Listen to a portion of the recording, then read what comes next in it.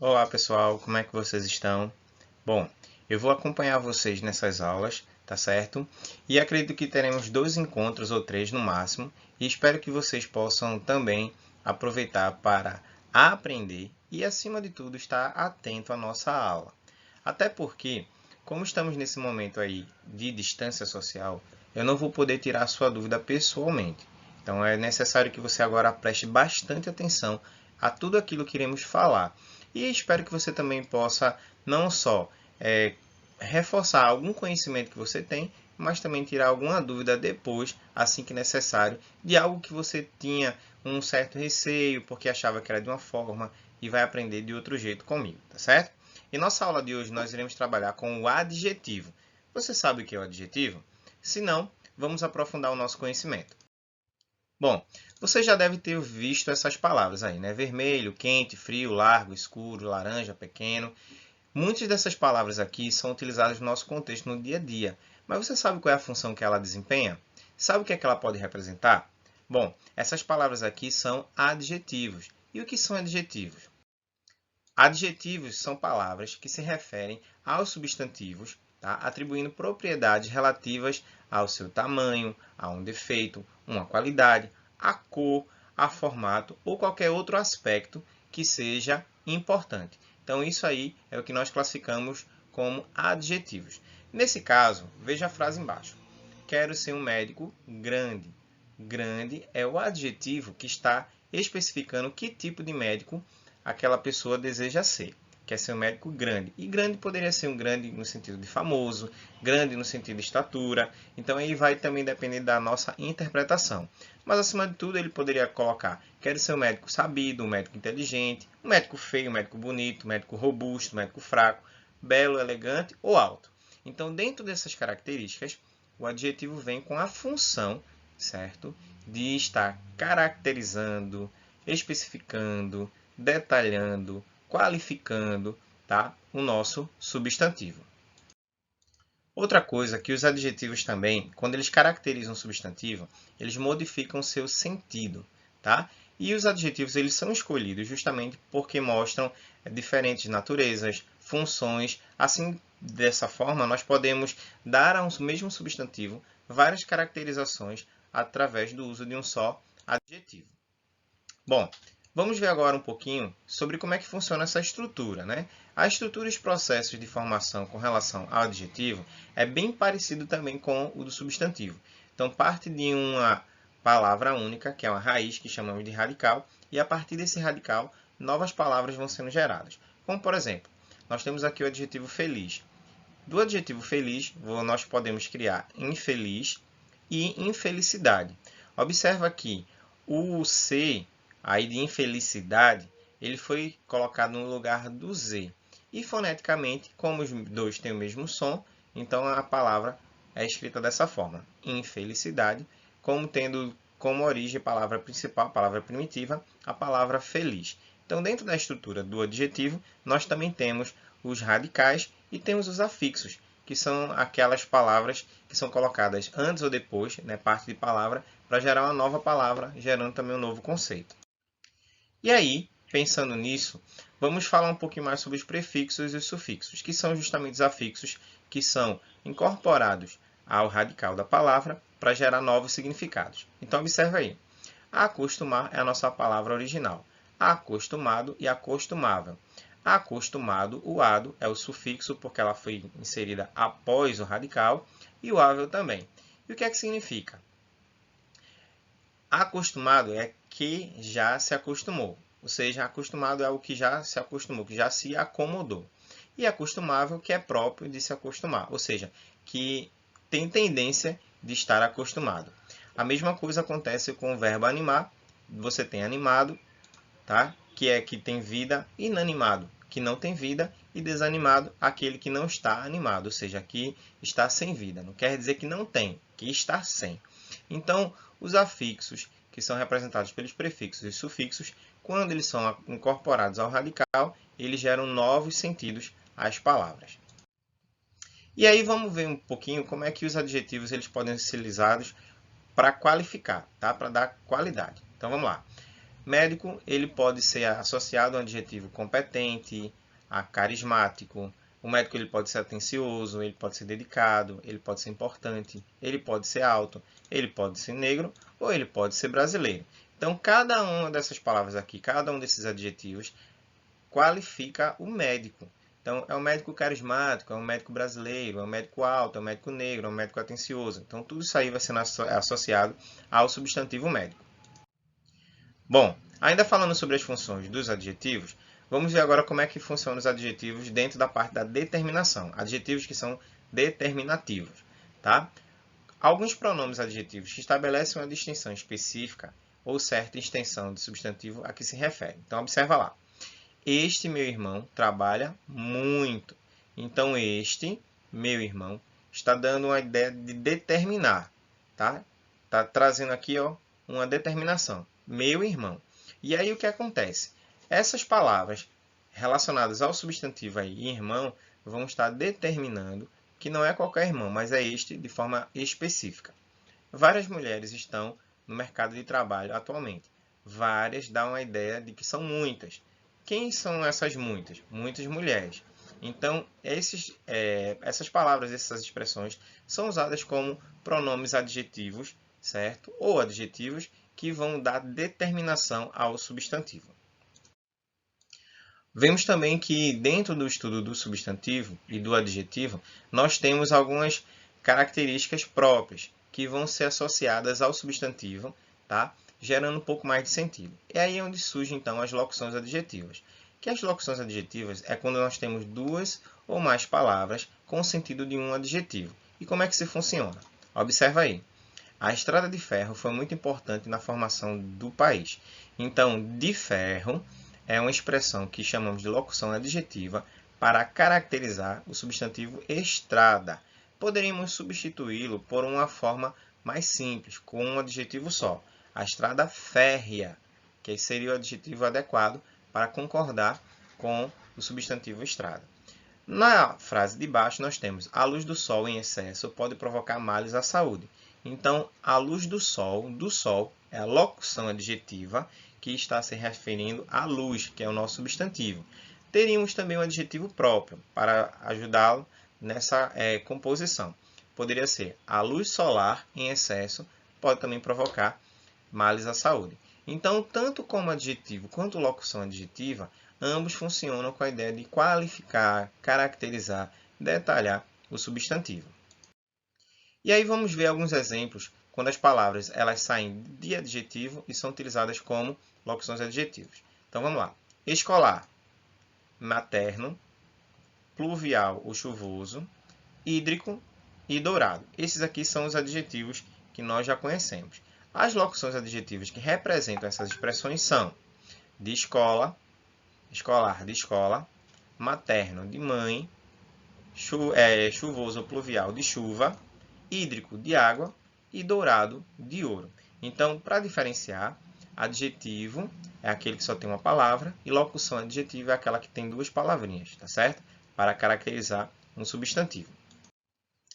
Quanto à forma, os adjetivos eles podem ser simples, e aí você pode apenas aparecer com um radical, branco, claro, feliz. Compostos, eles podem apresentar mais de um radical, azul claro, greco-romano, agropecuário, que são duas palavras aí, certo? Podem ser primitivos, eles podem gerar novos vocábulos ou novos adjetivos, vermelho, avermelhado, leve, leveza, magro, magreza. E podem ser derivados, que surgiram de um adjetivo primitivo, tá? Carinhoso, que veio de carinho, entristecido, que veio de triste, desconfortável, que veio de confortável, tá? Então, essas palavras aqui, que são também adjetivos, elas se classificam dessa forma, tá? E a semântica do adjetivo. O que é a semântica do adjetivo? Na semântica do adjetivo, nós percebemos quando o determinado adjetivo ele pode ter um sentido um pouco diferente daquilo que estamos acostumados, tá? E na maioria das vezes, eles são colocados sempre depois do substantivo, dando ideia de qualidade ou característica. Mas eles podem também se posicionar antes do substantivo, gerando novas interpretações. Como, por exemplo, tive ideia brilhante ou tive brilhante ideia. Então, ênfase vai estar no sentido. Então, tive uma ideia brilhante, a ideia é o nosso substantivo. Brilhante quer dizer que é uma ideia boa. Mas quando você diz assim, tive uma brilhante ideia, quer dizer que teve uma ideia máxima. Então, essa diferenciação de vir antes ou depois do substantivo faz toda a diferença. Conheço uma moça pobre. Ou seja, aqui você está dizendo que conhece uma moça pobre no sentido que ela é pobre porque vem da pobreza. Já quando coloca assim, conheço uma pobre moça, dá a ideia de uma pessoa ser coitada, uma pessoa ser muito humilde, uma pessoa ser miserável mesmo, tá? Diferente de pobre. Então a gente intensifica um pouco essa questão. Que é isso que acontece quando nós modificamos o adjetivo vindo ele na frente do substantivo. E agora nós vamos aprofundar um pouco sobre os nossos adjetivos pátrios. Você sabe o que significa o adjetivo pátrio? O adjetivo pátrio é aquele que está relacionado ao local de origem, ou seja, de onde nós nascemos, de onde nossos pais, nossos avós nasceram. Tá? E aí vamos lá. Independente de você saber ou não de onde seus pais ou avós vieram, nós sabemos que todos nós fazemos parte de uma grande massa, de uma grande mistura. A essa mistura chamamos de miscigenação. Mas o local de origem do nosso nascimento é importante para que possamos entender, certo, as nossas raízes. Então, muitos de nós temos misturas africanas, indígenas, europeias, e aí resultou no povo brasileiro. Mas vamos aprofundar um pouco mais o nosso conhecimento. Então, cada pessoa recebe na certidão de nascimento, tá, uma designação, um adjetivo, que é chamado de adjetivo pátrio. Exemplo, se você nasceu em Olinda, você é chamado de olindense. Se você nasceu em Recife, você é chamado de recifense. Pelo fato de você nascer em Pernambuco, você é chamado de pernambucano. Nasceu no Brasil, brasileiro. No continente, certo, americano, é americano, ou dentro dessa divisão das Américas, sul-americano. Então, cada uma das designações que nós recebemos enquanto adjetivo revelam também a nossa origem, ok? E aí, que adjetivo pátrio recebe aqueles que nascem, por exemplo, no Acre? Acrílico, acrobata, acroano, acreano ou acrelino. Então, quem nasce no Acre é acriano, ok? Para quem não sabia, aprende aí. E qual é o adjetivo pátrio que recebe quem nasce, por exemplo, na Bahia? Você sabe? Baiense, baianês, baião, baianense ou baiano. Então, quem nasce na Bahia, estado, é baiano. Muito fácil essa. E quem nasce no Amazonas? E aí? É amazona, amazense, amazonense, amazoano, amazoneira. Quem nasce nessa região é amazonense. Esses são os adjetivos pátrios dos estados. E Minas Gerais?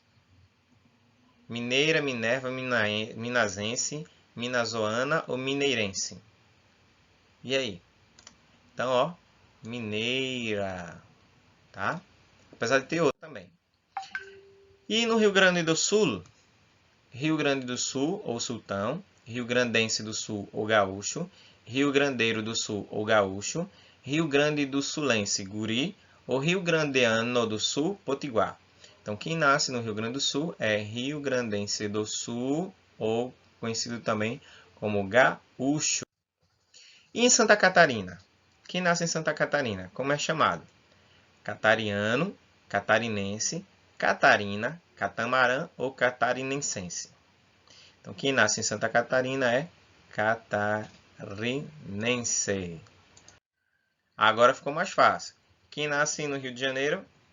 Rio Janeirense, moleque, carioca, fluminense ou palmeirense. Então, quem nasce no Rio de Janeiro, se for Rio de Janeiro, capital, é carioca. Se for estado, fluminense. Como estamos falando aqui do estado, quem nasce no Rio de Janeiro é fluminense. Se você disse carioca, você errou, viu? E errou feio. Essa agora é muito difícil. E quem nasce em Pernambuco? Recifense, pernambuquense, pernambucano, pernambuquês ou recifeano. Então, quem nasce em Pernambuco é pernambucano. Então, o que é que vemos com isso? Que os adjetivos pátrios estão relacionados ao nosso local de origem, tá? A cidade, o estado, o país, até mesmo o continente. Agora vamos ver os adjetivos pátrios das pessoas que nasceram nos estados brasileiros, tá? Vamos lá. A começar de Amazonas, amazonense. Roraima, roraimense. Pará, paraense. Amapá, amapaense.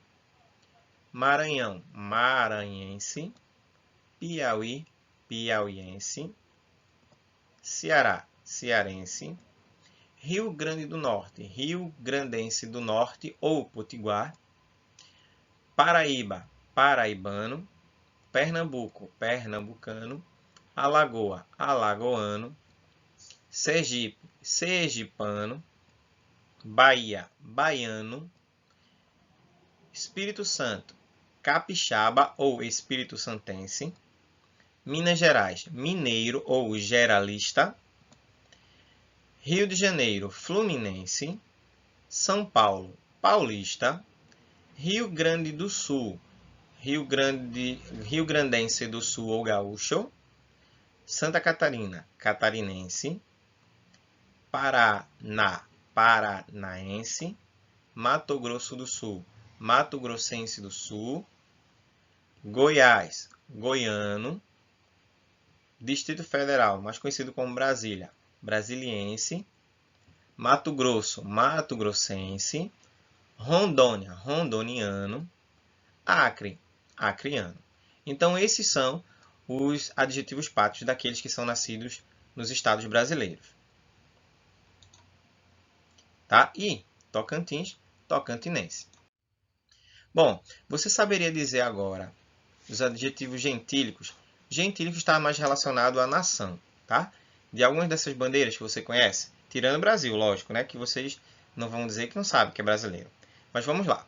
Então, cada uma dessas aí vai indicar também o seu país de origem. Então, o brasileiro é do Brasil, israelense, Israel, egípcio, do Egito, paraguaio, do Paraguai, canadense, do Canadá, grego, da Grécia, mexicano, do México, alemão, da Alemanha, chileno, do Chile, jamaicano, Jamaica, inglês, Inglaterra, português, Portugal. Então, os adjetivos gentílicos são aqueles que estão relacionados ao país de origem, tá? O país no qual essa pessoa foi originada. Bom, e você sabe qual é a origem do nome brasileiro? Se não, preste atenção.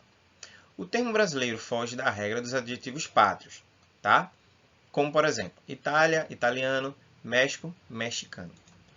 O sufixo eiro é usado dentro da designação de profissões.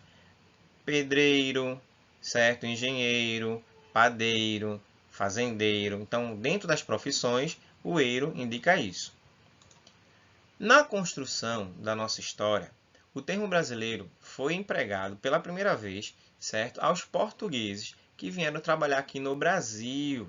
Então, todo português que viria trabalhar no Brasil seria brasileiro, ou seja, trabalhador do Brasil. E com o passar do tempo, esse termo começou a ser usado por nós, tá? Para designar a nossa origem. Somos brasileiros porque nascemos aqui no Brasil, quando na verdade deveríamos ser brasileanos, certo? Para combinar mais como mexicano, brasiliano, mas somos brasileiros por conta desse fator histórico. E quando trabalhamos com os adjetivos pátrios compostos, nós vamos trabalhar da seguinte forma. A África, nós designamos a expressão afro. Alemanha, teuto. América, américo. Ásia, ásio. Áustria, austro. Bélgica, belgo. China, sino. Espanha, hispano. Europa, euro. França, franco. Grécia, greco. Índia, indo. Inglaterra, anglo. Itália, ítalo. Japão, nipo. Portugal, luso. Ok? E como é que fica então essas expressões? Se você misturar algo entre a África e a Alemanha, o primeiro elemento vai ficar da seguinte forma, tá? Vai representar a designação do adjetivo composto, afro, e o segundo vai ser uma designação comum, como se estivesse relacionado ao adjetivo gentílico. Então, afro-alemão, tá? Se for Alemanha com América, teuto, américo. Se for América com Ásia, américo, asiático. Se for Ásia com Áustria, ásio, austríaco. Se for Bélgica com China, belgo, chinês. Se for China com Espanha, sino-espanhol. Espanha com Europa, hispano-europeu. Europa com França, euro-francês. Tá? Grécia com Índia, greco-indiano. Índia com Inglaterra, indo-inglês. Inglaterra com Itália, anglo-italiano. E Japão com Portugal, nipo-português. Qualquer uma dessas designações podem também gerar novas funções, como por exemplo, digamos que você vai participar de um encontro que seja entre o continente asiático, certo? Todos aqueles do continente asiático que vão participar, mas o Brasil seria ásio brasileiro.